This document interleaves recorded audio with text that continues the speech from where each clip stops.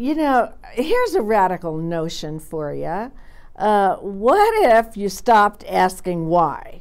Like if there was a t-shirt that had why with a big line down the middle of it.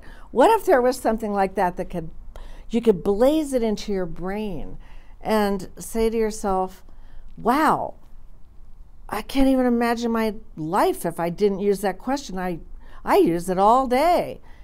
Well, what's the result you're getting? And let me tell you why. This is the use of the word why, because why in this case is giving you a way to understand the dark side of why. So the dark side of why is this. When you use it in human behavior and you ask people, like, why did you do that, which is how it's usually used, the instant and accurate response from someone is that they will go into protection mode because you have just literally judged them. And it sounds, you know, like you can say it really nice, like, why did you do that? But really the truth behind it is like, why did you do that? There's something wrong here. And so it is judgmental in its inquiry. So how about if, and this is just human behavior, not all the other scientific and analytics, we're not talking about that.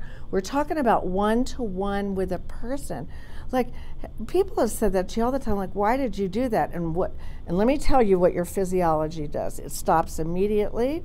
It thinks to itself, uh-oh, I'm in trouble. You drop a shield, literally, and well, you should, by the way. And then you make up a story to answer it. And the story is either convincing or not or whatever, but it really didn't give any useful information. So how about if we change those questions when we're curious about others? So I guess, let me back that up for a minute. When you ask, why did you do that? That's mock curiosity. There is no curiosity in it. You are trying to elicit some sort of a judgment about people. But how about if you ask and use this language instead? I am curious about what it was that that might have caused that reaction, or what I observed something very different when we were in that conversation. There you'll actually get information. And why you will not get information, you will always get justification. Justification's always the story.